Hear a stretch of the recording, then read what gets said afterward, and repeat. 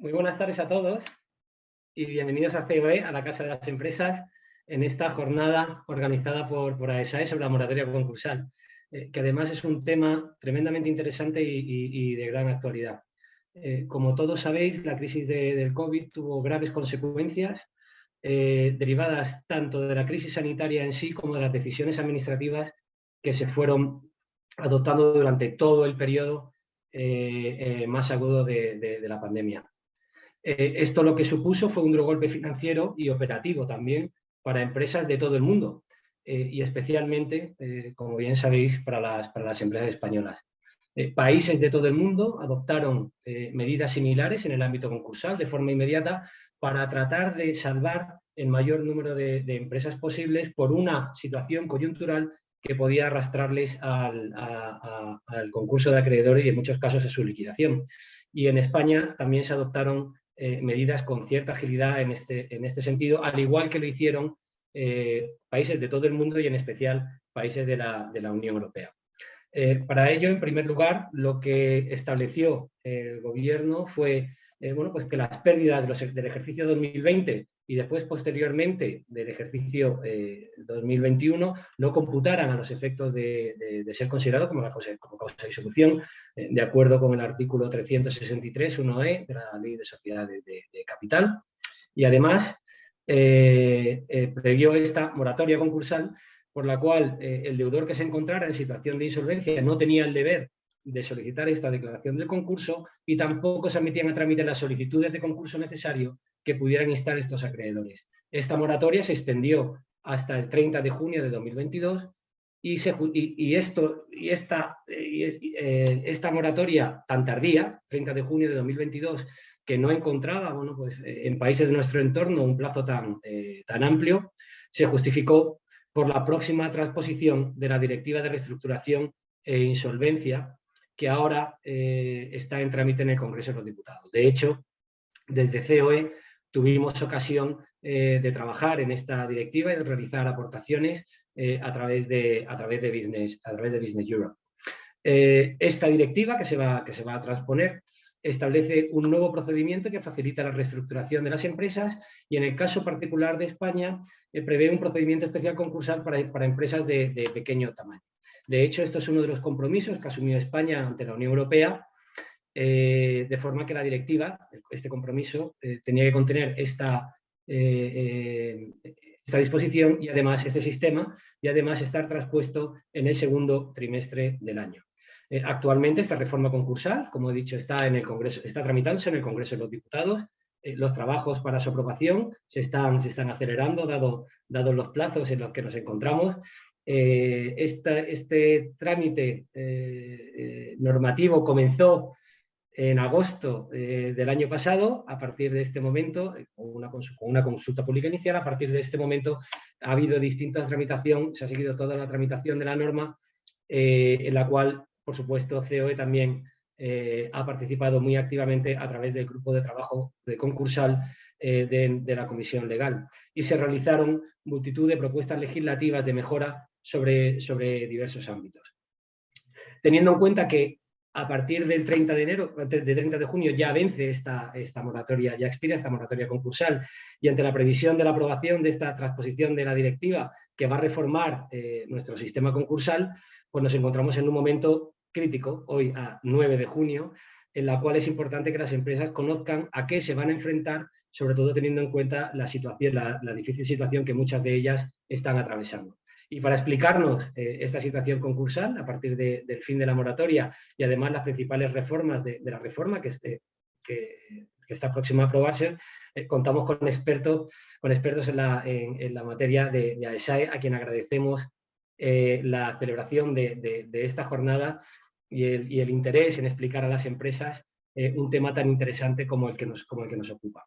Al final de la sesión, como veis, habrá un coloquio en el que podréis plantear todas vuestras dudas para que los expertos de AESAE os las puedan resolver. Y yo ya, sin más, agradecer vuestra asistencia, agradecer a AESAE y a los excepcionales ponentes que nos acompañan su interés y su tiempo en explicar a las empresas estos temas tan relevantes para ellas. Y yo ya, sin más, cedo la palabra a Ramón María Caldó para que continúe con la jornada. Muchísimas gracias a todos. Muchísimas gracias, José María. Agradecerte esta introducción y tus amables palabras y agradecer también a ti, como director delegado de COE y a COE y CEPIME, la colaboración que han tenido en este evento, aparte de poder estar realizándolo desde aquí, desde el auditorio de la propia COE.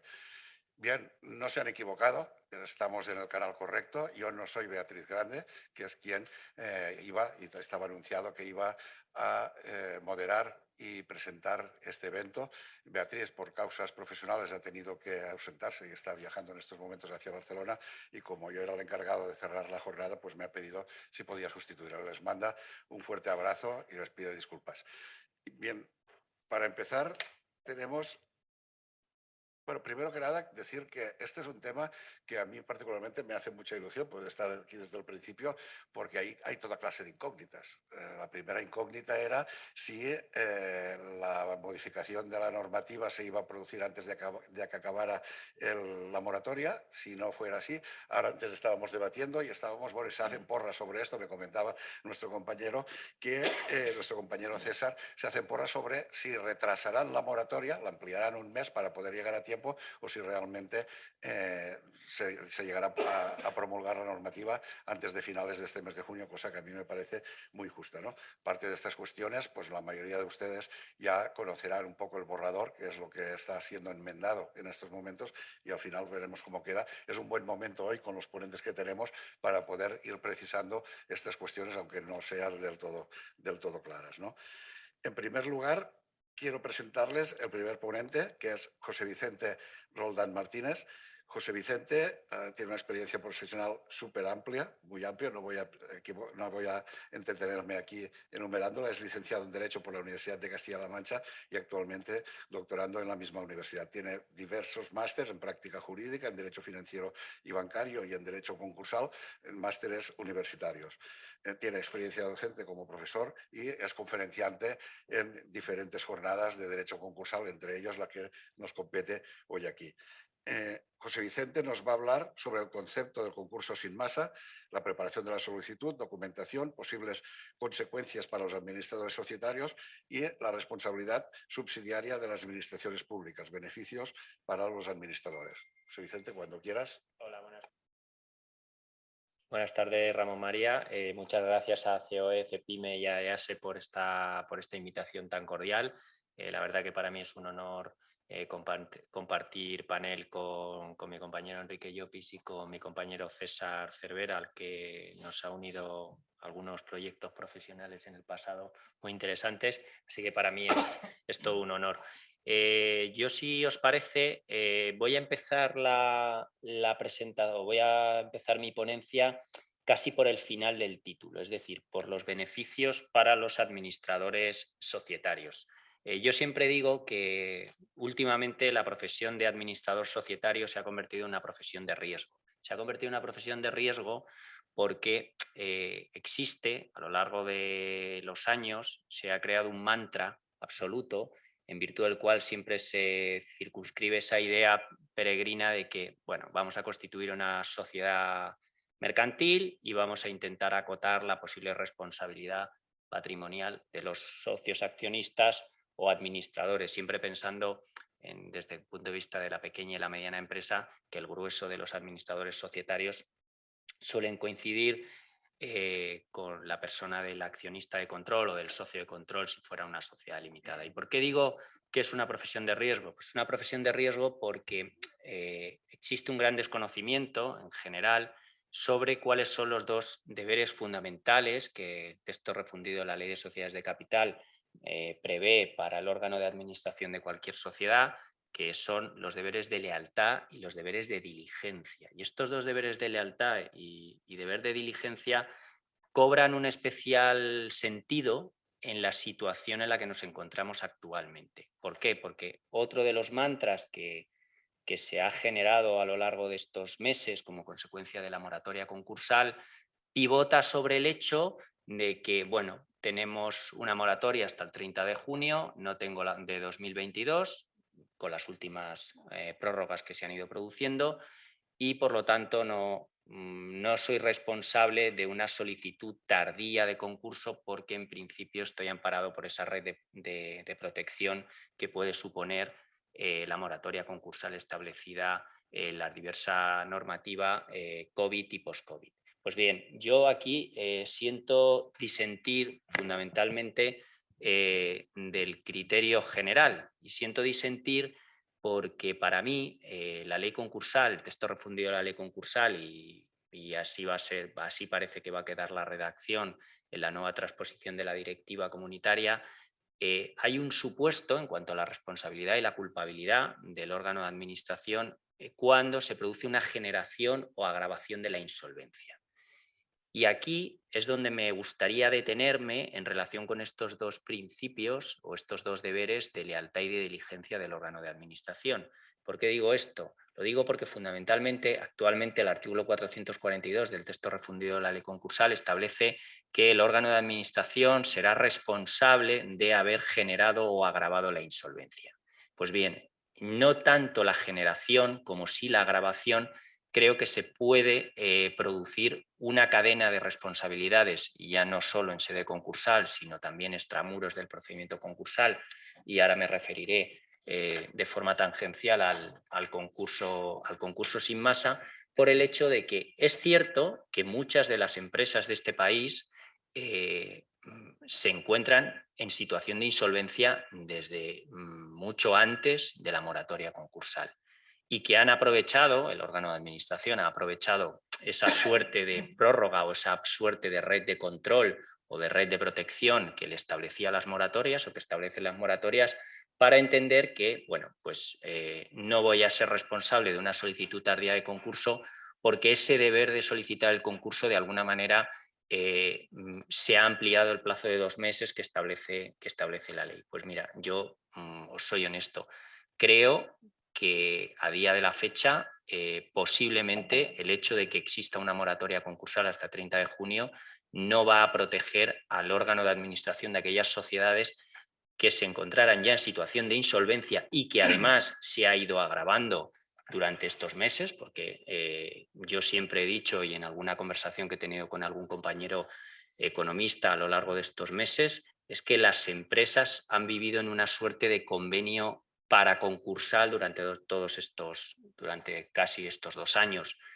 Los ICOs, los aplazamientos de la agencia tributaria o de la seguridad social, por lo tanto, nos hemos encontrado en una suerte de convenio para concursal. Convenio para concursal que permitía sujetar unas facturaciones de empresas que en circunstancias normales no se podían mantener y no se han mantenido o no se van a mantener. Y por lo tanto, creo que aquí se establece uno de los primeros puntos para mí que puede generar una gran litigiosidad dentro del procedimiento concursal futuro, de los procedimientos concursales futuros, que es la agravación de la insolvencia. Es decir, órganos de administración que han sido conocedores de que sus sociedades o las empresas no son capaces de atender regularmente sus obligaciones corrientes de pago, que a fin de cuentas eso es lo que, es la insolvencia. La insolvencia es un concepto jurídico indeterminado. Yo me atrevería a decir modestamente que es más un concepto casi económico, es decir, la imposibilidad de cumplir regularmente con tus obligaciones de pago, y yo creo que muchas empresas están en esa situación. Y con ese paraguas legal, por decirlo de alguna manera, de la moratoria concursal, se ha ido retrasando una solicitud de concurso, pero sin embargo la agravación de la insolvencia se ha podido seguir produciendo o incluso incrementando. Y por lo tanto yo creo que ahí hay un supuesto de una posible responsabilidad que además va a adquirir un punto adicional porque en el borrador del anteproyecto de ley la figura del Ministerio Fiscal desaparece, se le va a dar más prioridad a los acreedores y por lo tanto se va a abrir una vía de litigiosidad propia de la sección sexta del concurso como es la calificación concursal. Apuntaba José María al principio, yo creo que ese es otro de los puntos sobre los que existe confusión o esa red de protección de la que os hablaba anteriormente respecto de la falta de cómputo de las pérdidas de los ejercicios 2020 y 2021. Hay que recordar que insolvencia y desbalance patrimonial son dos conceptos jurídicos absolutamente distintos. Una empresa puede tener un desbalance patrimonial muy acuciado y sin embargo ser solvente desde el punto de vista de que puede atender regularmente sus obligaciones de pago, o viceversa, tener un balance patrimonial absolutamente saneado y sin embargo ser incapaz absolutamente de atender esas obligaciones corrientes. A este respecto, el Tribunal Supremo se pronunció en el mes de abril de 2014 con dos sentencias que acotaban perfectamente esa diferencia de conceptos, ¿no? Por lo tanto, creo que el hecho de que haya existido una moratoria concursal no empecé para que pueda existir una suerte de responsabilidad, una futura responsabilidad del órgano de administración, ya os digo, por esa agravación de la insolvencia prevista en el artículo 442, que parece que es una presunción jure de jure, es decir, que no admite prueba en contrario, a diferencia de la previsión del artículo 444.1 del texto refundido de la ley concursal, que habla de que se presume que el concurso puede ser culpable si ha habido un retraso en la solicitud de concurso. Este retraso en la solicitud del concurso de la ley concursal es el plazo de 2 meses desde que el órgano de administración conoce la situación de insolvencia, tiene un plazo de 2 meses para solicitar el concurso. Como os digo, en mi opinión, esto es una presunción, es decir, el paraguas de la moratoria sí que podría enjugar de alguna manera, y bajo mi punto de vista, esta circunstancia de la presunción juris tantum del retraso en la solicitud de concurso, pero sin embargo, y bajo mi modesta opinión, creo que no ocurre así en el supuesto del 442, es decir, el agravamiento de la insolvencia. Por lo tanto, lo que os decía, el órgano de administración actúa bajo 2 principios, el de diligencia y el de lealtad, y por lo tanto una falta o un quebrantamiento de estos 2 principios está íntimamente ligado a este retraso en la solicitud de concurso, este agravamiento. Dicho esto, y por centrar un poco la cuestión, a continuación me voy a referir a la documentación que hay que acompañar a cualquier solicitud de concurso. Voy a hablar exclusivamente desde el punto de vista de las sociedades mercantiles, no me voy a referir a las personas físicas. En principio se requiere una memoria jurídica que contenga todo el detalle histórico desde el punto de vista jurídico de la sociedad, constitución, poderes, nombramiento de auditores, ampliaciones de capital, reducciones, apoderamientos, etcétera, con especial significancia de los apoderados generales que pueden ser responsables en un hipotético concurso culpable y del órgano de administración de los últimos 2 años. También una memoria económica justificativa de las causas de la insolvencia, que puede ser una insolvencia actual, es decir, que la empresa se encuentre en una situación de que en este momento no puede atender sus obligaciones corrientes de pago, o una insolvencia inminente, que es aquella en la que el órgano de administración prevé que en el corto plazo la sociedad no va a poder pagar sus obligaciones corrientes de pago. Aparte de eso, hay que acompañar las cuentas anuales de los 3 últimos ejercicios. En caso de sociedades que pertenezcan a un grupo de empresas, las cuentas consolidadas también de los últimos 3 ejercicios, un listado de litigios de la sociedad y de procedimientos administrativos que haya abiertos contra la misma, la memoria de las principales decisiones, es decir, las actuaciones más relevantes que haya llevado a cabo la sociedad en los 2 últimos años anteriores a la declaración de concurso, venta de activos, repartos de dividendos, etcétera, y también un balance cerrado a la fecha más próxima a la declaración de concurso. En general, es la documentación que hay que acompañar a cualquier solicitud de concurso, incluida también la relación de los trabajadores afectados y si tienen o no tienen deuda. Un activo de la sociedad con identificación de dónde se encuentra y la valoración del mismo, y un listado de acreedores por orden alfabético, con la dirección de correo electrónico de cada uno de los acreedores y el vencimiento de los créditos si se hubiera producido o estuviera pendiente de producirse.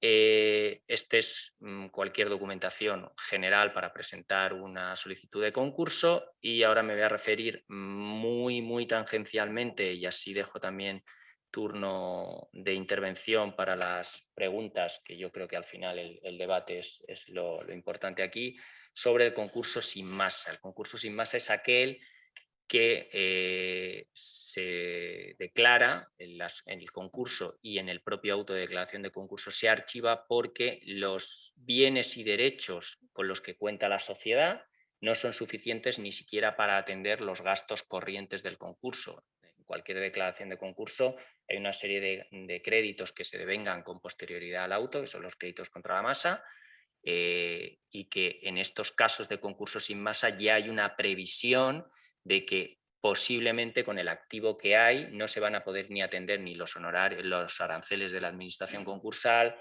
honorarios de letrado, procurador, publicaciones en el registro y edictos, y por lo tanto lo que se produce es que el propio auto de declaración de concurso acuerda la conclusión y la extinción de la personalidad jurídica. Esto se referirá posteriormente mi compañero Enrique Llopis, no le quiero pisar la presentación.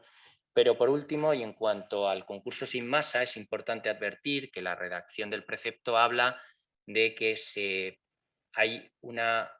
prejuzga que el concurso no puede ser declarado culpable y por eso se archiva. Bien, esto que es la redacción actual del precepto ha sufrido algunas modificaciones desde el punto de vista de la práctica judicial y ya hay diversos autos de juzgados de lo mercantil. Hay uno bastante relevante del juzgado mercantil número 1 de La Coruña, que la ponente es doña Nuria Fachal, que aborda este régimen del concurso sin masa y deja abierta la posibilidad del ejercicio de las acciones tanto revocatorias de actos fraudulentos que pudiera haber llevado a cabo la sociedad en los 2 años o los 4 años anteriores a la declaración de concurso, si se trata de una acción pauliana o de fraude de acreedores, y de las demandas de responsabilidad de administradores también respecto de el daño que le haya producido por un comportamiento antijurídico y siempre que exista un nexo causal. Por último, y desde el punto de vista de las administraciones públicas, intento no dejarme nada. Hoy creo que en el CENDOC se ha publicado una sentencia de la Sala Tercera del Tribunal Supremo respecto de la responsabilidad de los administradores derivada de la derivación de responsabilidad tributaria, que es bastante interesante porque no solo requiere, como estaba haciendo hasta ahora la administración, es decir, el hecho de que se presente el concurso sin masa no es óbice para que la Seguridad Social o la agencia tributaria puedan iniciar un procedimiento de derivación de responsabilidad como consecuencia de la situación de pérdidas o un retraso tardío en la solicitud de concurso. Esta sentencia que os digo creo que es bastante relevante porque aborda 2 cuestiones, es decir, no solo hay que acreditar que ha transcurrido el plazo, sino que además estaba en una situación de desbalance patrimonial. Y aquí volvemos a confundir esos 2 conceptos de desbalance e insolvencia. Por lo tanto, tengo que leerla con algo más de detalle. He leído un extracto, pero bueno, me parecía importante traerla a colación porque otro de los argumentos que se están utilizando mucho por la administración pública es: se produce el concurso sin masa, se archiva, se extingue la personalidad jurídica con las particularidades que ahora Enrique os contará, pero se estaban abriendo estos procesos de derivación de responsabilidad que llevaban aparejados incluso el embargo preventivo de bienes y derechos del órgano de administración. Y bueno, yo sin más espero que estoy en tiempo, no sé si estoy en tiempo, lo he intentado ajustar lo máximo posible para dejarle tiempo a mis compañeros y nada, muchísimas gracias. Muchísimas gracias, José Vicente. Sí, estás en tiempo y además es algo que me había olvidado de decir. Yo, los que me conocéis, sabéis que también por respeto, pero también por formación, soy una persona que me gusta empezar puntual, cosa poco habitual en este país, pero lo que más me gusta es acabar puntual, cosa que todavía es menos habitual, ¿no? Y estoy seguro que con la ayuda de todos los ponentes y de los asistentes en cuanto a las preguntas, a la concreción de las preguntas, lo vamos a conseguir. Gracias, José Vicente. Toca el turno ahora de Enrique Llopis Millán. Enrique viene de Haso, al igual que José Vicente. Es asociado principal en el área de Derecho Mercantil y Concursal en la compañía Haso. tiene, en cuanto a la formación académica, aparte de los estudios de licenciado en Derecho, pues tiene diferentes másteres en Ejecutiva en Práctica Jurídica y también en Asesoría Fiscal, diversos cursos de administrador concursal y también experiencia docente. Enrique nos va a hablar de la exoneración del pasivo insatisfecho, del BEPI, en este caso para los administradores que avalan a la sociedad. Normativa actual y proyecto de ley concursal. Vamos a ver la capacidad de intuición respecto de cómo va a ser la nueva normativa. Enrique, cuando quieras. Muchas gracias, Ramón María, y buenas tardes. Mis agradecimientos primero a la COE, a ESAE, a CEPIME y a todos los asistentes por aguantarnos a esta hora tan difícil para escuchar un tema tan arduo. Bueno, a mí me toca hablar, como decía Ramón María, sobre el tema de la exoneración del pasivo insatisfecho.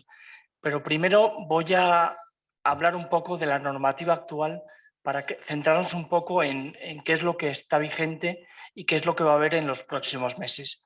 Actualmente, los que nos dedicamos a temas concursales, tenemos el texto refundido de la ley concursal, la ley 1/2020, que no lleva apenas ni 2 años, que lo que hizo fue refundir, aclarar o simplificar lo que era la ley concursal del 2003, que había sufrido 20 y tantas reformas y por tanto requería una aclaración de todo el texto.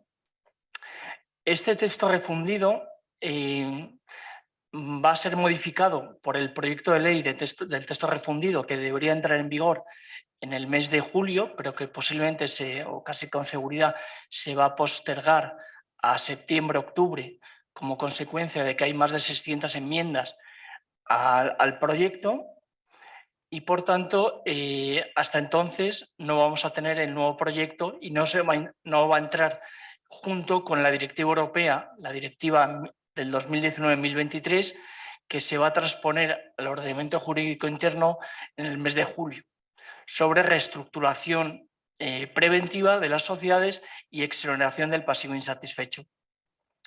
Paralelamente, ahora tenemos la moratoria concursal, que, como decía en la introducción, va a estar en vigor hasta el 30 de junio del 2022.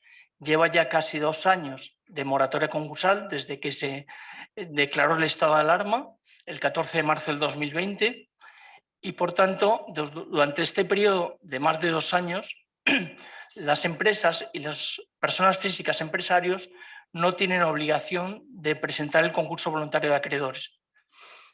Y tampoco los acreedores pueden presentar concurso necesario contra sus deudores. Y si lo presentan, no se va a admitir a trámite.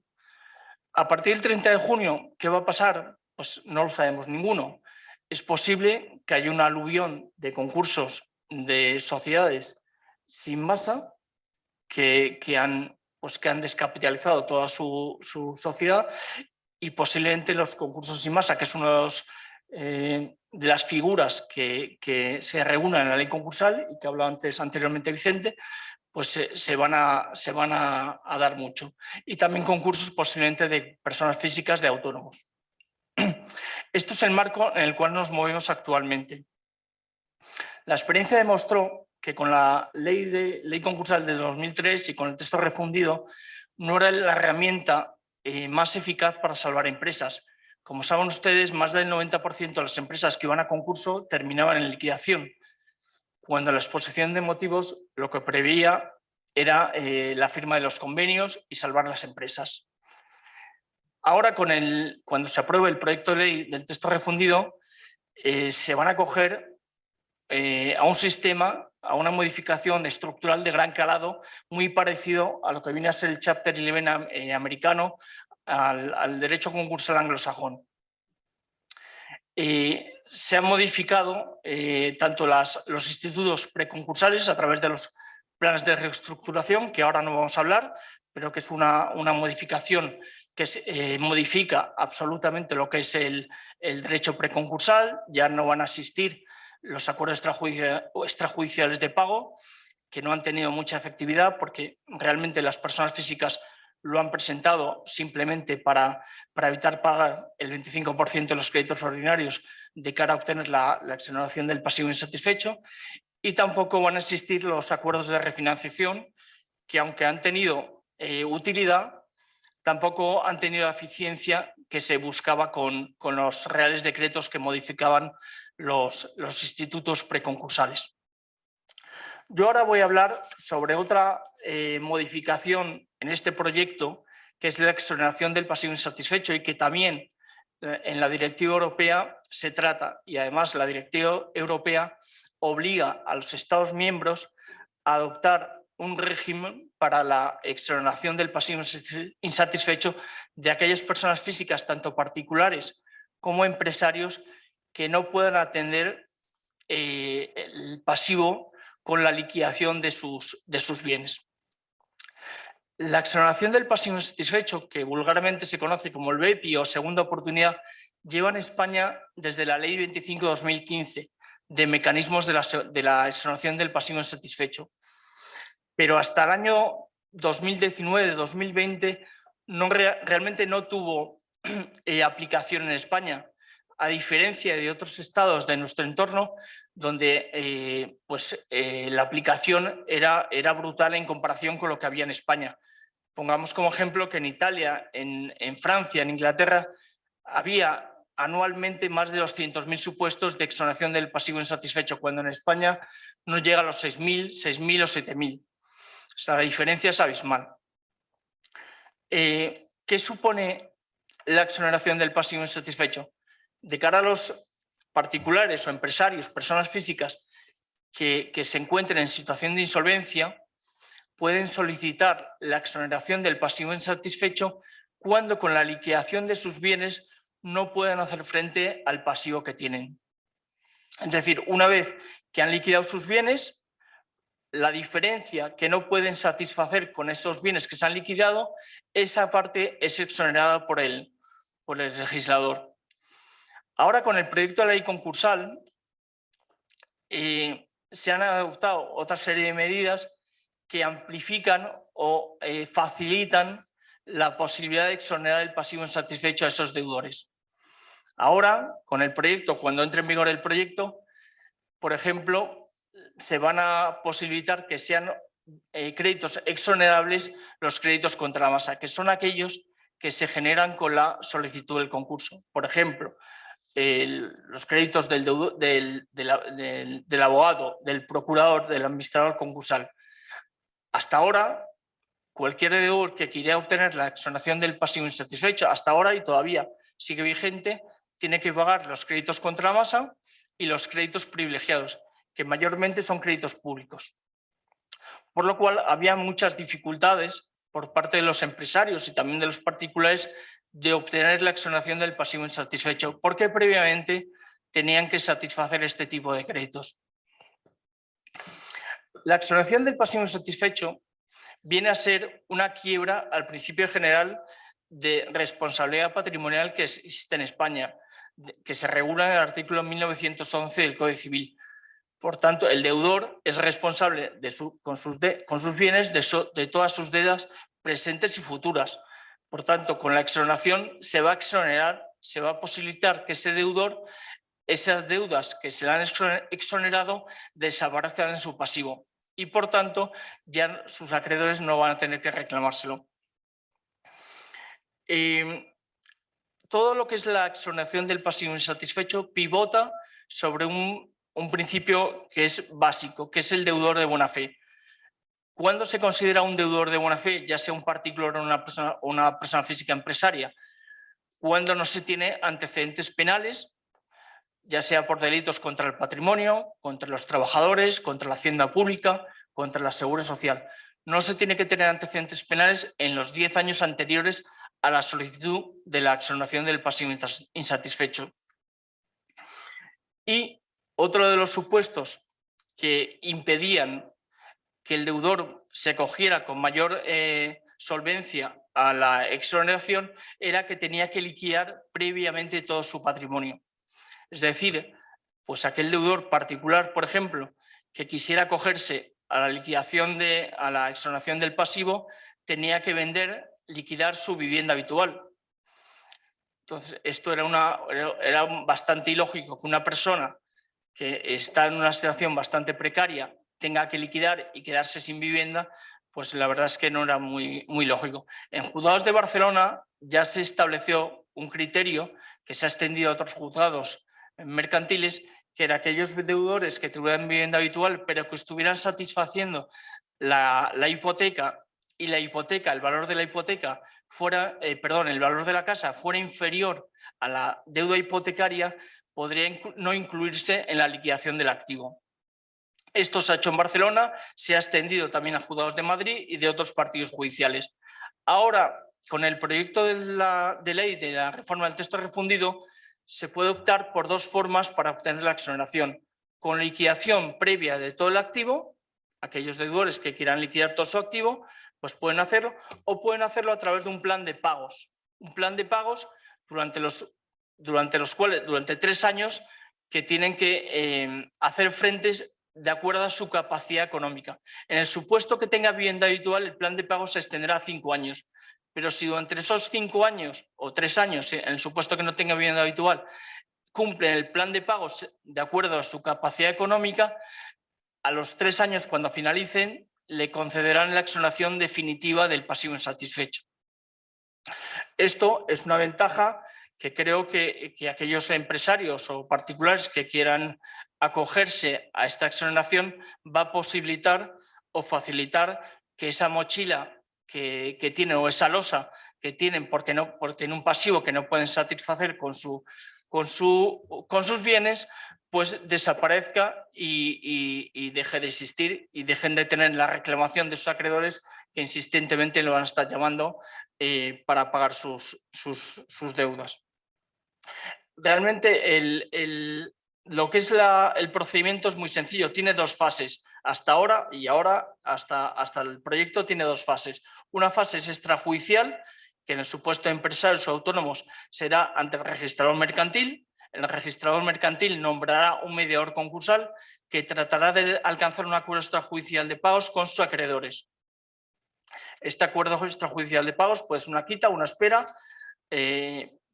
Realmente, al ser tan elevadas las quitas y esperas que proponen los mediadores concursales, no tiene mucha efectividad, no ha tenido mucha efectividad hasta ahora, y no va a tenerlo porque va a desaparecer con el proyecto de ley, porque ninguno de los acreedores ni siquiera asistían a las convocatorias de los mediadores, y por tanto el deudor o el mediador tenía que presentar lo que se llama un concurso consecutivo en el supuesto de empresarios ante el juzgado mercantil, que una vez tramitado todo el procedimiento, presentado el informe y presentado el plan de liquidación, se podía, y una vez liquidado los bienes que tuviera ese empresario o ese particular, se podía solicitar que le concedieran la exoneración del pasivo insatisfecho.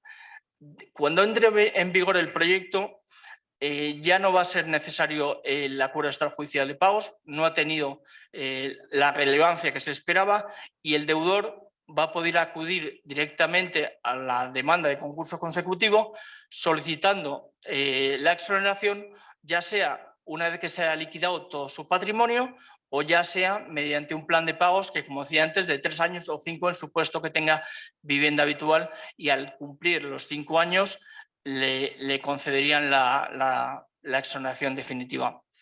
Una vez que te han concedido la exoneración definitiva, es posible que te la puedan revocar. Te la puedan revocar en el supuesto, pues, que el deudor haya ocultado bienes, por ejemplo. Ha ocultado bienes que cualquiera de los acreedores pues tiene conocimiento de ellos.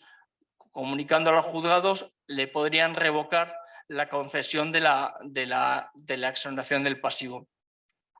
También hay que tener en cuenta que aquellos deudores que no han obtenido la exoneración definitiva y vayan a mejor fortuna en los 3 años siguientes, estos del proyecto, que vayan a mejor fortuna, pues porque hayan aceptado una herencia, un legado o una donación, o hayan obtenido pues, un premio en cualquier juego de azar o envite, pues en esos supuestos también le podrían revocar total o parcialmente la exoneración.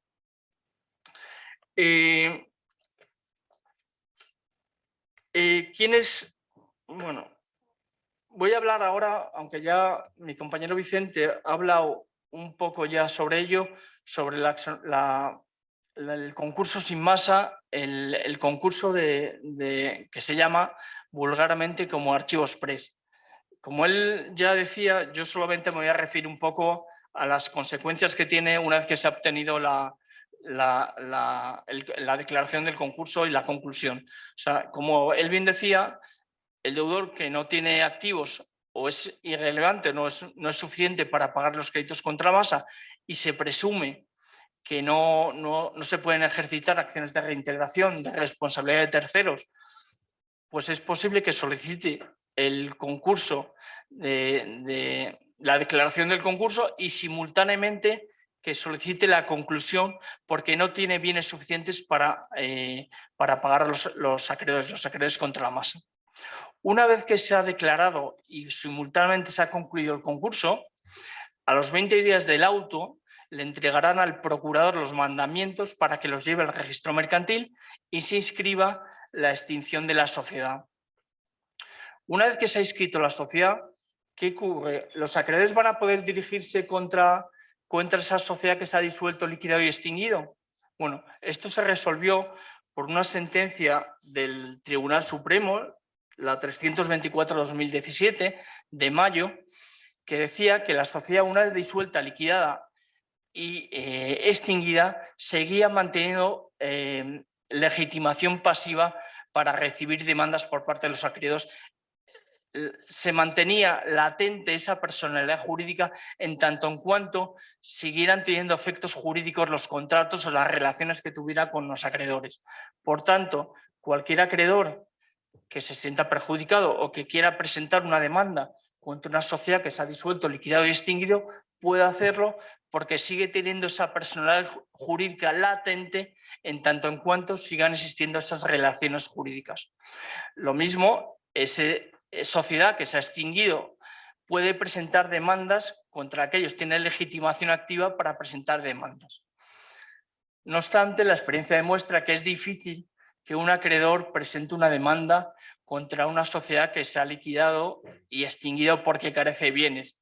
Yo personalmente no lo he visto nunca, pero durante esta pandemia en el despacho hemos presentado muchos concursos de archivos press por carencia de activo y no conocemos todavía que ningún acreedor se haya dirigido contra una sociedad disuelta y extinguida.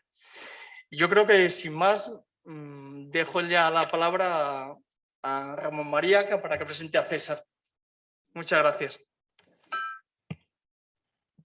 Muchas gracias, Enrique. Seguimos en tiempo, vamos bien, cumpliremos el objetivo de ser puntuales.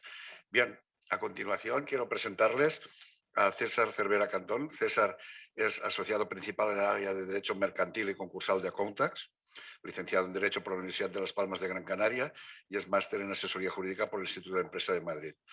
Especialista en las áreas de litigación, refinanciación e insolvencia, asesora y representa empresas y sociedades de diversos sectores, incluyendo el inmobiliario, hotelero, industrial y de la construcción, así como a numerosas entidades financieras nacionales e internacionales. Exponente habitual en conferencias y foros de su especialidad de ámbito internacional y también hoy aquí, autor de numerosos artículos y publicaciones. César nos va a hablar del procedimiento especial para las microempresas, que no nos olvidemos son la inmensa mayoría de las empresas de este país, especialidades, solicitud por deudor y acreedor, continuación de la actividad y liquidación y calificación del concurso. Cuando quieras, César. Muchas gracias, Ramón, por la presentación. Y muchísimas gracias a COE, a CEPIME, a ESASE, por la amable invitación a hablar de un tema de tan rabiosa actualidad que precisamente estamos hablando de algo que se está cociendo actualmente en el Parlamento y no sabemos si lo que estamos hablando ahora realmente va a salir, no va a salir o va a salir modificado y en qué medida. Como bien ha dicho Ramón, yo voy a hablar de algo que puede interesar a la mayoría de las empresas de este país, pymes y micropymes, que pueden representar más del 90% del tejido empresarial y para el cual el legislador, a través de este proyecto de ley, lo que ha hecho es establecer un procedimiento especial que, novedoso, no había históricamente un procedimiento, había un procedimiento abreviado, efectivamente, dentro de la ley concursal, pero el cambio radical de esta legislación supone pues, realmente un desafío yo creo que al sistema y sobre todo a la administración de justicia, porque es algo muy, muy novedoso y con unos desafíos muy importantes, y ahora lo iremos viendo. En principio, el procedimiento especial para micropymes, voy a establecer una serie de características y voy a intentar evitar hablar sobre plazos concretos, etcétera, porque son 35 artículos, pero muy densos, de los cuales creo que es más importante quedarse con una idea general y luego ya veremos lo que sale en el Parlamento y lo que finalmente hay que aplicar. En principio es un procedimiento que no va a entrar en vigor hasta enero de 2023 y por tanto tendremos, aparte de la aprobación, si finalmente entra en vigor, pues un tiempo para ver si una serie de situaciones que crea este procedimiento especial finalmente se consolidan, si finalmente se aprueban y por tanto se pueden utilizar. Las características principales de este procedimiento es que es un procedimiento virtual, telemático, es un procedimiento donde en principio no es necesaria la participación de abogado y procurador. Las comunicaciones se hacen al secretario judicial, al letrado de la Administración de Justicia, y se hace en virtud de modelos normalizados, modelos de los cuales todavía no disponemos. Hay una comisión de expertos, de profesionales y de funcionarios que están configurando esos modelos normalizados, pero esos modelos todavía no sabemos cómo son, pero eso es el medio en el que se va a comunicar el deudor con la Administración de Justicia. Es un procedimiento que tiene opciones, va a la carta. Uno tiene que presentar el procedimiento especial y luego dentro va a ir a continuar con su actividad, a liquidar su actividad y además puede pedir determinadas cosas, como suspensión de las ejecuciones o limitaciones o no de la administración social, etcétera, etcétera. Ya lo iremos viendo. Pero fundamentalmente lo que es, yo creo que es radical y capital en este procedimiento es que es dirigido por el deudor y en su caso por los acreedores que lo hayan solicitado. Es decir, no hay una dirección como hasta ahora del administrador concursal, que puede existir en determinados ámbitos si se quiere o si se pide y se paga, como veremos más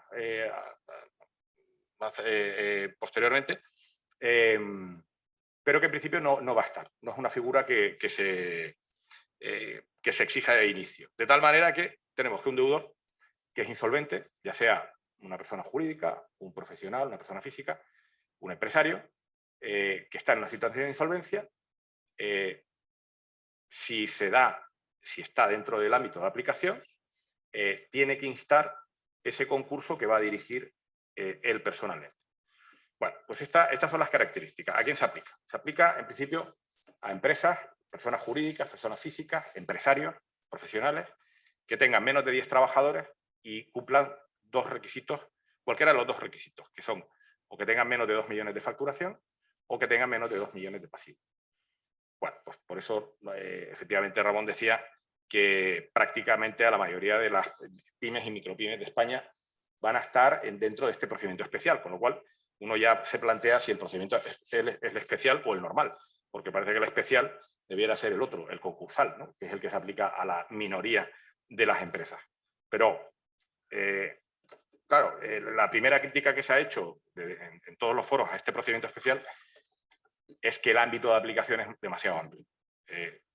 Parece que, además, la directiva de insolvencia y la calificación de micropyme no iba en esa línea, iba de facturación 350.000 o balance 350.000 y 700.000 de facturación. Y aquí, pues el proyecto se descuelga con 2 millones, que parece que todo se quiere que vaya a este procedimiento especial, normalizado, etcétera, y bueno, quizás demasiado amplio. Esto es un tema que dentro de las enmiendas pues, que se están realizando, pues sí sabemos que hay varios grupos que pretenden limitar y bajar estos importes que parecen demasiado altos.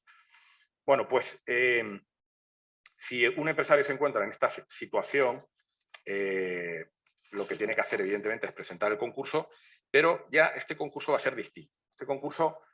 Este procedimiento especial ya de inicio tiene que decir a dónde va. No va como el procedimiento concursal normal a determinar las masas activas y pasivas, sino que ya tiene que decir a dónde va. Y a dónde va y qué es lo que quiere como opciones, ¿vale? Y aquí lo primero que se establecen son dos procedimientos que son similares al convenio y a la liquidación, y lo llaman de procedimiento de continuación y procedimiento de liquidación. Y presenta el procedimiento especial, que además lo puede presentar con el modelo normalizado en sede judicial, en una notaría, en el registro mercantil, y ya tiene que decir cuál de las dos líneas va a seguir. ¿Va a continuar la empresa o va a liquidarse? Y si va a liquidar, ¿se va a liquidar con el mantenimiento de la unidad productiva o se va a liquidar sin más? Bien, y luego, dentro de si va a continuación o a liquidación, va a tener que elegir una serie de módulos que tienen su lógica, porque dentro de la continuación pues parece que es empieza menos restrictivo, y ya luego en la liquidación empieza con capacidad de pedir más cosas y más contundentes. Bueno, pues los primeros módulos que puede elegir en el procedimiento de continuación, la primera característica que tengo que resaltar previamente como importante de este procedimiento, es que el deudor, en principio, y contrariamente a lo que veníamos sabiendo en el procedimiento concursal, pues mantiene su capacidad de administrar y disponer bienes. En principio, administrar prácticamente sin ninguna limitación, y en disposición con la limitación de que no las disposiciones que sean lógicas para continuar con la unidad productiva con su empresa. Entonces, iniciado el procedimiento, ya tiene que decir qué módulo elige. Y además el proyecto dice que el modelo normalizado ya le tiene que indicar cómo pedir los módulos. Y los módulos que tiene que pedir son, en primer lugar, si quiere o no la suspensión de ejecuciones judiciales y extrajudiciales. Siempre en la línea de mantener, paralizar ejecuciones si requiere la unidad productiva el mantenimiento de algún activo dentro de la empresa. Luego, si quiere un procedimiento de continuación y aspira a conseguir un convenio con sus acreedores, si quiere un mediador concursal o no, pues que le facilite el acuerdo con esos acreedores. Ese es el segundo módulo que tiene que ver si le interesa pedir o no pedir. Luego, aquí el acreedor, si el acreedor ha pedido el procedimiento especial, pues podrá decir, oiga, quiero limitar el ámbito de actuación de las facultades del deudor, porque como viene sin limitación, pues si quiero limitar o no. Y nuevamente es el acreedor, normalmente los porcentajes son como sobre el 20% de los acreedores los que ya pueden pedir este tipo de módulos, o bien si el deudor no ha puesto toda la información necesaria y ya se sabe que el deudor no ha cumplido la exigencia de veracidad, pues podría ser un acreedor. Y luego finalmente, seguimos en la elección del procedimiento de continuación, debe elegir si quiere un experto en reestructuraciones o no. Y ahí también podría decir, en vez de limitación de facultades, si quiere una función de intervención plena, que sería de alguna manera como, si pide todos los módulos casi, o este último, la función de intervención sería como el procedimiento concursal antiguo, ¿no? La intervención como norma habitual. Pues bien, en el proceso de liquidación los módulos son distintos y empiezan de alguna manera un poco ya tendentes a la finalidad del procedimiento, que es liquidar, si se puede, la unidad productiva como unidad productiva en conjunto o en unidades productivas parciales. Y ahí puede pedir la suspensión de ejecuciones, igualmente como en el procedimiento de continuación, si pretende, si lo ve necesario para la venta de la unidad productiva. También ahí ya empieza a poder nombrar un administrador concursal y lo puede pedir, pero aquí empieza estas características de este procedimiento, es que el administrador concursal, el que lo pida, lo paga. Y claro, aquí un acreedor que pida al administrador concursal porque una empresa va a un procedimiento especial de liquidación, pues resulta que como lo pida, encima que tiene una deuda, encima va a pagar el administrador concursal. Claro, pues no sabemos si para ese viaje está alforjas, ¿no? Pero claro, si no pides un administrador concursal, el deudor, a lo mejor, que ha presentado el concurso, pues no te fías de él. Y no ha demostrado que haya podido continuar con su empresa, a lo mejor tampoco es la persona para continuar la liquidación. Ahí esta novedad del procedimiento se estipula que el administrador concursal, conjuntamente con el deudor, que los acreedores pueden llegar a un acuerdo sobre honorario. Y si no llegan a un acuerdo, los aranceles de administrador concursal. Pero bueno, el tema es, volvemos a lo mismo. Si lo pido, lo pago. Vale, salvo que lo pida el deudor, que en cuyo caso, a ver si el crédito público queda protegido y después de eso, pues si hay dinero, pues se paga con la masa. Bueno, y también, por último, en el paquete modular a elegir, hay que mirar si se quiere un experto valorador de empresas, porque luego, en el proceso de liquidación, los valores son muy importantes, los que se pongan, para la venta de unidad productiva en bloque. Hay un porcentaje que tiene que ser sobre el experto lo que se diga sobre la valoración de empresa, y por eso es importante el experto valorador. En definitiva, todo esto hay que hacerlo al inicio. Hay que estar preparado para saber, voy a un procedimiento de continuación, voy a un procedimiento de liquidación, si lo pide el deudor. Si lo pide el deudor y no presenta el plan para continuar, pues tiene 10 días, o sea, un plazo muy corto. Si lo pide el acreedor, pues el procedimiento, si puede pedir un procedimiento de liquidación, en cuyo caso el deudor puede decir que no está de acuerdo porque quiere un procedimiento de continuación, o a la inversa. Los acreedores pueden, si tienen más del 50%, pueden empezar con un procedimiento, por ejemplo, de liquidación y luego darse cuenta que quieren un proceso de continuación y le pueden revertir el procedimiento. Si quieren el planteamiento lógico de primero voy a un plan de continuación, pero luego veo que no llego y quiero un procedimiento de liquidación, pues ahí se baja el porcentaje y solo el 20% de los acreedores pueden pedir ese cambio. Y bueno, pues parece que tiene sentido cómo se configura este procedimiento especial para ya sea, anticipar antes de presentar el procedimiento especial, ya vayamos a una continuación o a una liquidación. Pero ya digo, lo más importante aquí es que el deudor mantiene todas sus facultades de administración y disposición, salvo que el acreedor esté activo y quiera, o los acreedores que supongan un 20%, quieran cambiar estos regímenes, o quieran limitarlos, o quieran nombrar a un administrador concursal. Pero ya vemos cómo limitación, intervención, sustitución, todo es con una actividad muy importante que tiene que desplegar el acreedor a su costa, porque esto, claro, se dice en la exposición de motivos que es una forma de facilitar la comprensión del procedimiento, etcétera, etcétera. Pero aquí lo que se ha hecho es hacer un procedimiento más corto, igual de complejo, en tiempos estrechísimos, que además el deudor o los acreedores tienen que notificar, el deudor tiene que notificar todas las comunicaciones del juzgado a todos los acreedores, poner en copia al letrado de la Administración de Justicia, en plazos de 3 días, 5 días, 10 días, y todo al tiempo. O sea, no es un proceso por etapas, sino es un proceso que se abre y todo desde el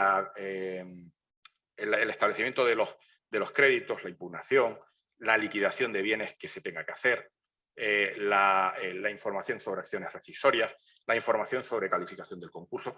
Todo se hace desde el primer momento. Claro, hay que estar muy preparado porque se da el pistoletazo de salida y como uno no diga nada en 30 días sobre el crédito, pues no tiene crédito o el crédito lo tiene mal calificado o un bien que tenía que estar en el procedimiento especial no está, etcétera, etcétera. Y todo eso en un espacio muy corto de tiempo. Por lo tanto, se ve ya de inicio que o los modelos son muy buenos y el programa informático muy bueno, pero la comunicación al letrado de la Administración de Justicia de todos los procedimientos, de cada uno de los pasos del procedimiento especial, pues lo que va a hacer es saturar y evidentemente no se van a poder cumplir los plazos que requiere de si en 3 días tiene que decir esto o lo otro. También es verdad que el legislador yo creo que ya se ha dado cuenta y se da cuenta de inicio que eso no va a ser posible o que puede no ser posible y el procedimiento continúa aún a pesar de que no se haga cierto trámite. Bueno, adicionalmente, el procedimiento especial lo que trata es de incorporar los institutos preconcursales, así como los procedimientos de continuación, convenio o liquidación. Y fija efectivamente también la posibilidad de comunicar el inicio de comunicación, o sea, de negociaciones para intentar llegar a un acuerdo, también con posibilidad de suspender ejecuciones por 3 meses, sin plan de reestructuración, o sea, de alguna manera simplifica los institutos preconcursales del concurso de acreedores, pero existen. Por tanto, interesante saberlo. El procedimiento de continuación, como he dicho con anterioridad, bueno, pues sería algo así como el convenio que conocemos de antaño, el convenio de acreedores, el intento de pacto con los acreedores de unas quitas, unas esperas, de tal manera que se pueda cumplir con el pago a los acreedores y mediante un acuerdo. Aquí las novedades son más bien de las novedades propias que introduce la reforma, como por ejemplo la formación de clases, que no me daría tiempo aquí de hablar, pero, y la aprobación también dentro del plan de continuación, pues por clases o todas las clases aprueban el plan de continuación o la mayoría de clases con alguna limitación. Se establece un procedimiento de homologación bastante importante por parte del juez, si finalmente se llega a conseguir las mayorías, un procedimiento de homologación donde incorpora también, que tampoco nos daría tiempo de entrar, bueno, pues cosas muy razonables, ¿no? Que como son, si realmente el plan de continuación es razonable, que sea viable a corto y medio plazo, bueno, si se cumplen las mayorías y por no decirlas todas, pero sí las más importantes, yo creo que el interés superior de los acreedores, que es un concepto que se incorpora, que sería como si vamos a un plan de continuación es que voy a cobrar más de mi crédito que si si vamos a un procedimiento de liquidación. Y muchas veces, bueno, ese es un juicio de valor que tiene que hacer el juez a la hora de homologar y es un requisito. Con lo cual, si no se da si la perspectiva no es que se cobre más con el convenio o con el procedimiento de continuación, pues evidentemente no podrá homologarlo. Y luego otra cuestión que siempre está por toda esta reforma es que para que le homologuen a uno un plan de continuación tiene que estar al corriente del crédito público, si no, no tiene ninguna opción. Y bueno, y aquí hay un recurso ante la audiencia provincial, porque, no lo he dicho con anterioridad, el único recurso que cabe contra los decretos emitidos por el letrado de la Administración de Justicia son recursos de revisión. Y aquí sí que hay un recurso de apelación ante la audiencia provincial en caso de que no se homologue el plan de continuación. Y aquí, nuevamente también, la mano del crédito público, que puede recurrir el crédito público y el que haya votado en contra. Bueno, esto como procedimiento de continuación, pues se hace todo por escrito, en fin, todo muy rápido, en 15 días todo. O sea, que desde que se presenta el plan, el procedimiento especial, se presenta el plan de continuación, a los 15 días alegaciones, a los 15 días hay que ver si se admiten o no, la votación, la aprobación, o sea que todo muy rápido. En un mes y medio hay que hacerlo todo. Bueno, luego tenemos en el procedimiento de liquidación, que es probablemente el que pues más, si finalmente entra en vigor este procedimiento especial, pues será el que más se utilice, como en fin, la historia nos demuestra. Pues el procedimiento de liquidación ya de inicio se tiene que empezar si el 75% de los créditos son públicos, con lo cual no habría posibilidad de un procedimiento de continuación. Y luego ya en toda la frustración del procedimiento de continuación, porque no se apruebe, o porque se ha incumplido, o porque lo pida el deudor, o porque lo pidan los acreedores, pues se va a liquidación.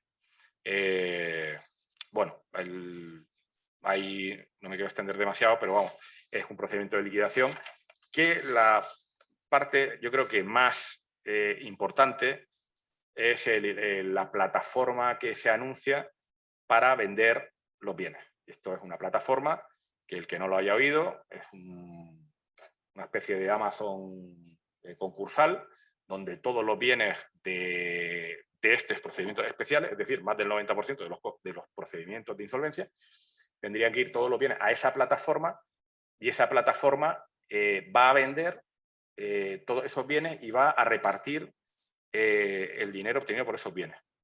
Y lo va a hacer de forma ágil y correcta.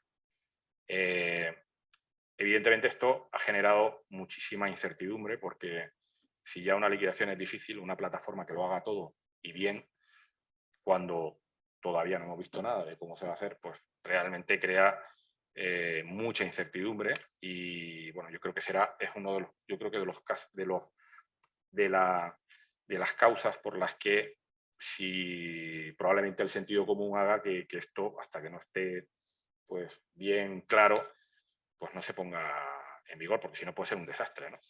¿Dónde están los bienes? ¿Quién tiene el acceso a los bienes? Claro, los gastos puede ser que esto no sea tan ágil, los gastos de mantenimiento de esos bienes, etcétera. O sea, en fin, había... esto es lo que hay, esto es lo que está puesto. Luego, el procedimiento de calificación, pues también es un procedimiento de calificación express. Si hay calificación abreviada, lo denomina. Básicamente aquí yo no he visto el Ministerio Fiscal por ningún lado. Bueno, si no hay administrador concursal y se pide la calificación, hay que nombrar un administrador concursal porque alguien tiene que hacer el informe. Si se nombra un administrador concursal para hacer la calificación y el administrador concursal pues no lo entiende en alguna, bueno, esto en las rescisorias, pues habrá una legitimación pasiva o una legitimación subsidiaria. Y bueno, la conclusión del procedimiento especial pues dice 3 meses desde la apertura o 4 meses con prórroga o 15 días después de la sentencia de calificación. Es decir, que si el concurso no va a ser calificado como culpable en 4 meses, se supone que está todo el concurso realizado y finiquitado y cerrado. Y si queda algo, la plataforma irá vendiendo e irá pagando. Y ya lo hace la plataforma. Pero el procedimiento se habrá cerrado. Y si no, habrá que esperar al procedimiento de calificación. Y cuando se termine el procedimiento de calificación, pues 15 días. Bueno, y luego las conclusiones lógicas también de los procedimientos concursales de cumplir el plan de continuación, liquidar los bienes o el pago de los créditos, que eso pocos lo hemos visto, y la insuficiencia de la masa activa. Bueno, aquí hay una cosa muy importante que yo creo que lo dejo para el final para que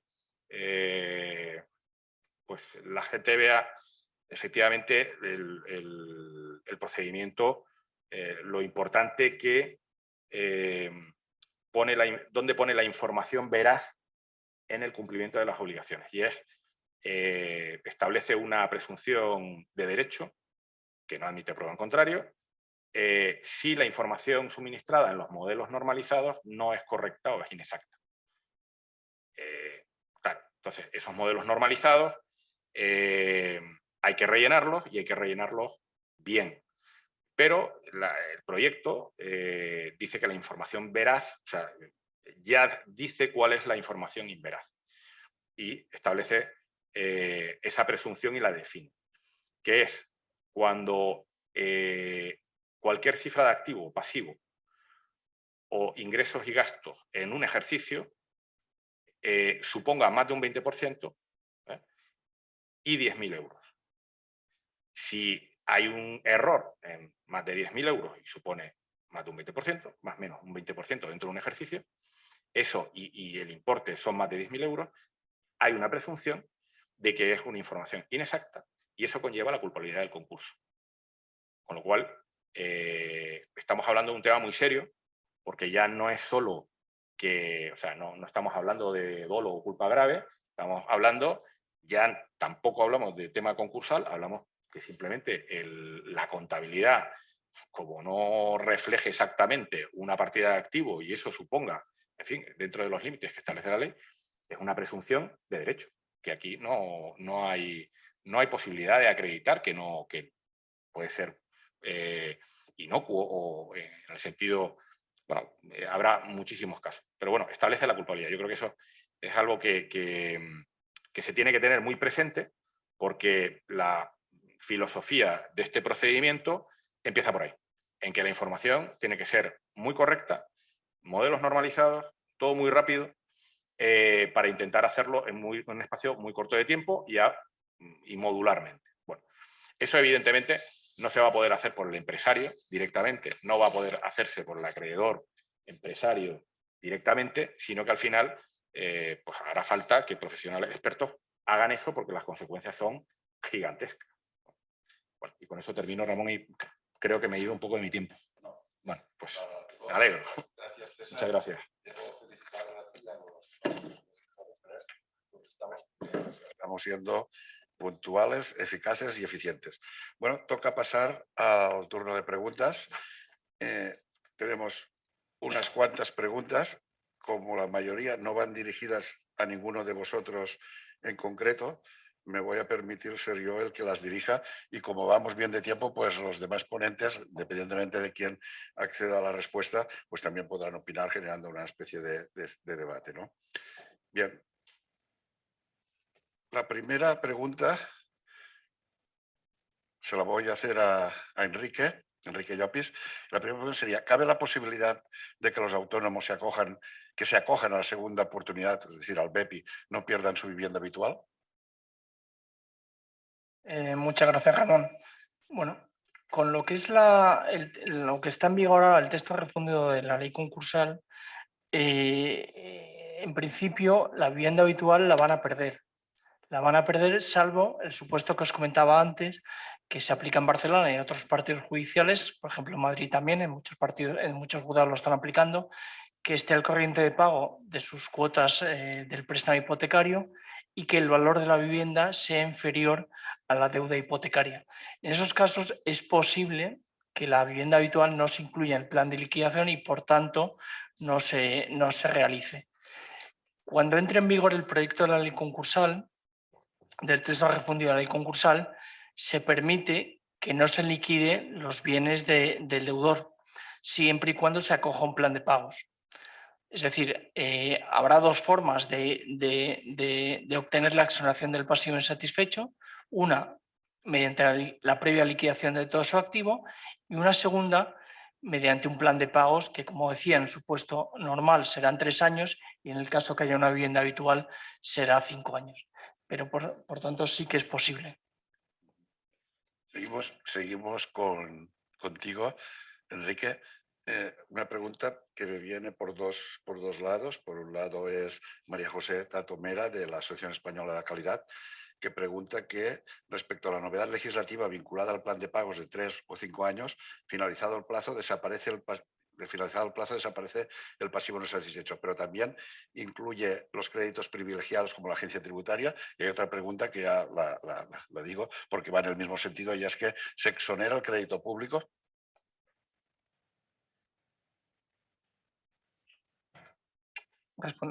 No, el crédito público con el proyecto de ley del texto refundido no se exonera. Es un supuesto que es de los créditos que no se exoneran, es el supuesto más claro que no es objeto de exoneración y por tanto ese crédito seguirá debiéndolo el deudor.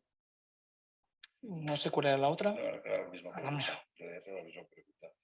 Y en el... Esto es con el proyecto de ley. Con el proyecto de ley, el crédito público expresamente se excluye de los créditos que son exonerables. Porque actualmente había criterios determinados tribunales, como los de Barcelona y los de Madrid, como tú has comentado, que seguían el criterio de que sí era exonerable en el BEPI el crédito público y que el texto refundido en realidad no invalidaba esta jurisprudencia que estábamos teniendo en este sentido. Actualmente lo que hay, cuando se aprobó el texto refundido, muchos profesionales dijeron que había, sobre todo en el tema de la exoneración del pasivo insatisfecho, un ultravirus por parte del legislador, porque había adoptado unos artículos referentes a la exoneración del pasivo insatisfecho que no estaban regulados en la ley concursal.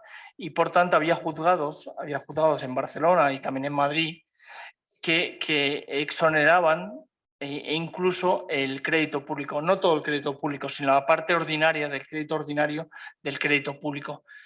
Cuando se aprueba el proyecto de ley, el texto refundido, ya expresamente se ha excluido la exoneración del crédito público. Es un privilegio que siempre han tenido las administraciones públicas y que van a continuar teniendo, y que de esta manera va a impedir que muchos profesionales, muchos empresarios puedan acceder a la exoneración del pasivo insatisfecho. Gracias, Enrique. Una pregunta que voy a dirigir a César. César, la pregunta es: ¿cómo quedan las acciones de responsabilidad contra el deudor en el procedimiento especial? Bueno, aquí hay un procedimiento que se establece para las acciones rescisorias a petición de más del 20% de los acreedores para que puedan solicitar el nombramiento de un administrador concursal en el caso de que no haya sido nombrado en el procedimiento, ya sea de continuación o de liquidación, y en el procedimiento especial de continuación o liquidación, y en el caso de que no esté nombrado, pues se procedería el nombramiento para el ejercicio de esas acciones. Si luego el administrador entiende que proceden.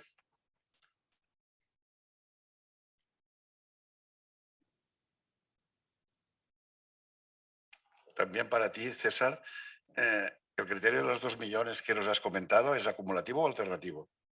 Cualquiera de los dos.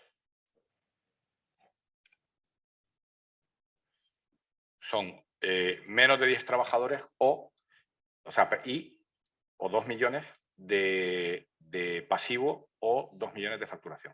Cualquiera de los dos.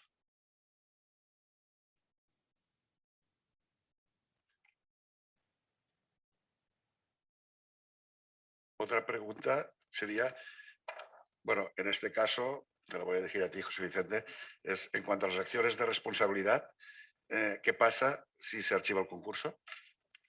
Bueno, pues lo que os decía, o sea, uno de los efectos inmediatos de la declaración de concurso es la paralización de las acciones de responsabilidad contra el órgano de administración. Como consecuencia de este concurso sin masa de los que hablaba antes y que este auto de Coruña es bastante elocuente al respecto, es que automáticamente las acciones de responsabilidad contra los administradores se pueden dirigir, aunque exista esa presunción que establece la ley concursal de que si el concurso se declara con este archivo express, como antes comentaba Enrique, o concurso sin masa, parte de dos premisas, ¿no? La premisa de que no hay acciones de reintegración o de que el concurso no se iba a declarar aparentemente culpable, ¿no? Lo que sí que es cierto es que este auto, por ejemplo, aborda ya la posibilidad y lo deja abierto. De hecho, ya también hay algún auto de algún juzgado de aquí de Madrid, el juzgado mercantil 13 y de alguno de Barcelona, que ya establecen automáticamente que aunque se produzca este archivo express del concurso, las acciones de responsabilidad contra los administradores quedan abiertas. De hecho, creo que hay alguna sentencia ya que se pronuncia sobre esta circunstancia, un archivo express de un concurso y una acción social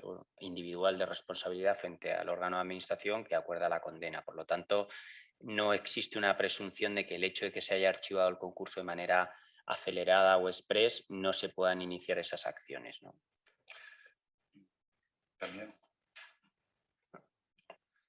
También continuamos contigo, José Vicente. Víctor Palacios pregunta: ¿cómo puedo acceder a la sentencia de la Sala Tercera del Tribunal Supremo recientemente dictada en relación con las derivaciones de responsabilidad? Bueno, yo si queréis os la puedo compartir el enlace y se puede compartir sin ningún problema. Bien, entonces lo hacemos si sabemos desde gestión. Lo que estaba comentando es que aquí, como tenemos que balancear cuando uno apaga el micro, que hay que hacerlo, puede ver que a veces se queden sin escuchar determinadas cuestiones. No digo que, tal como nos ha ofrecido José Vicente, nos la hará llegar, y de gestión os la haremos llegar a los que estáis inscritos. Bien, por otro lado, seguimos con César. César, la pregunta que nos llega es: ¿qué ocurre con los créditos que ostenta el deudor frente a terceros para su liquidación? Dentro del procedimiento especial de liquidación, claro, ahí hay distintos tipos de créditos que ostenta el deudor que pueden ser objeto de cesión. Ahí establece el proyecto dos tipos de cesión. Estamos en el supuesto en que pues la cuenta de clientes, ¿no?, del deudor, que todavía está reclamando, puede ser objeto de cesión a un tercero. En ese caso, si objeto de cesión tendrá un precio a descuento, y si ese descuento es superior al 30%, sí que exige que haya 3 ofertas y que una de las ofertas sea de una entidad con experiencia en ese tipo de activos. O alternativamente establece un procedimiento como de factoring, en el que ese tercero intentará ir cobrando, descontando gastos, y lo que quede lo va pagando a la masa del concurso. Son los dos mecanismos que establece para intentar enajenar con rapidez pues ese tipo de crédito. Continuamos con César. Noelia Bonel pregunta: ¿cómo se realizará la publicación de estos nuevos procedimientos? Pues muchas gracias, Noelia, porque precisamente es un tema curioso, porque solo a través de la página de publicidad concursal y no del BOE. Con lo cual, pues esa es una, la publicidad, y la comunicación sí que tiene que ser que el propio deudor es el que, una vez que se le declara el procedimiento especial, tiene que, a los 3 días dentro de los 3 días desde que la letrada de la Administración de Justicia se lo comunique, que se ha aperturado, que se ha declarado ese procedimiento especial, se lo tiene que comunicar a todos los acreedores que tengan su lista de acreedores. Por email, poniendo en copia a la letrada de la Administración de Justicia. Con lo cual, esos son los dos tipos de publicidad. Una comunicación directa y una publicidad en la página de publicidad concursal. Bien, para Enrique, la pregunta ¿es un procedimiento largo y costoso? Entiendo que se está refiriendo al BEPI. Gracias.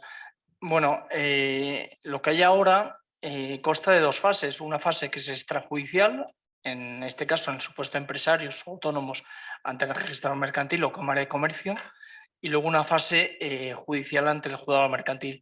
La fase extrajudicial viene a durar, el mediador concursal tiene el plazo de 2 meses para convocar a los acreedores y alcanzar un acuerdo con ellos respecto a las deudas. En el supuesto que no lo acuerde o que no lo alcance, tiene en el plazo de 10 días obligación de presentar el concurso de acreedores. Que si no hay bienes que liquidar será más breve, pero si hay bienes, pues tendrá que presentar su informe, tendrá que presentar su plan de liquidación, los acreedores podrán presentar observaciones al plan de liquidación. Al final, pues se alarga un poco más. Yo entiendo que con la legislación actual, en el plazo de año y medio, se debería concluir y obtener la exoneración del pasivo insatisfecho. Cuando entre en vigor el proyecto de ley del texto refundido, los plazos se acortarán por el hecho de que lo que es la fase extrajudicial ante el registrador o ante la Cámara de Comercio se suprime. Ya el deudor va a ir directamente al concurso consecutivo y, por tanto, los 4 meses que suele durar esa fase extrajudicial se suprimen. Posiblemente, si no hay bienes que liquidar, pues en 3 meses, bueno, ya serán los plazos judiciales, pero en 3-4 meses se podría terminar lo que es el concurso consecutivo. Y en el supuesto que hubiera bienes y se acogiera un plan de pagos, pues la exoneración definitiva no la va a obtener hasta que concluya el plan de pagos, que terminará a los 3 años o 5 en el supuesto que haya una vivienda habitual. Seguimos contigo, Enrique.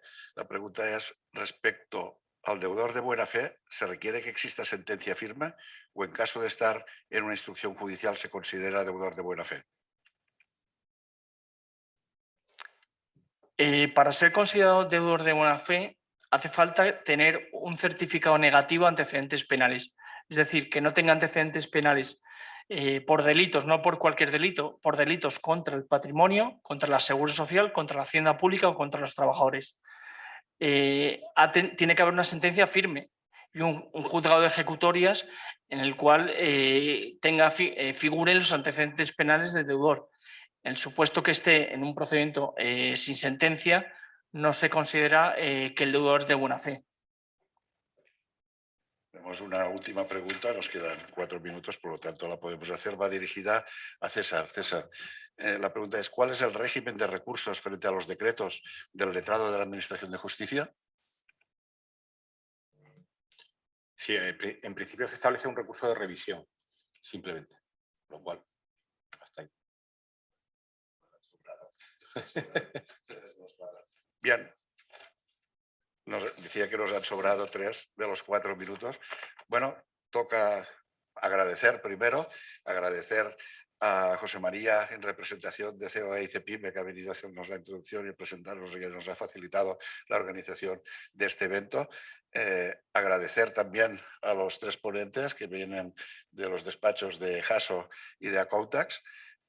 Agradeceros a todos vosotros el estar aquí. Como habréis visto, son temas en los que hay que utilizar mucho la sabiduría, pero también la intuición, y al final resulta de que las sorpresas vienen siempre en el último momento y estamos acostumbrados, nos hemos acostumbrado a las sorpresas del BOE durante la pandemia, ¿no? Del último día, última hora, y para que entren en vigor en sábado, ¿no?